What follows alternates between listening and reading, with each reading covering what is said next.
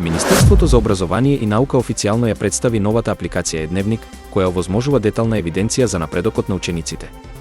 Апликацијата е наменета за наставниците, учениците и родителите, со цел олеснување на административните процеси во образовниот систем. Со Едневник, наставниците ќе можат електронски да внесуваат оценки, изостаноци и забелешки, додека родителите ќе имаат пристап до податоците за успехот и присуството на своите деца. Алатката е дизајнирана со високи безбедносни стандарди и користи двојна автентикација за заштита на податоците. Министерката за образование Весна Јаневска изјави дека оваа дигитална алатка ќе ја подобри транспарентноста и ефикасноста на образовниот процес. Таа нагласи дека наставниците веќе почнале со користење на апликацијата и дека очекуваат брза адаптација на целиот систем. Апликацијата Едневник е достапна за преземање на мобилни и десктоп платформи, а во наредниот период ќе се надградува со нови функционалности.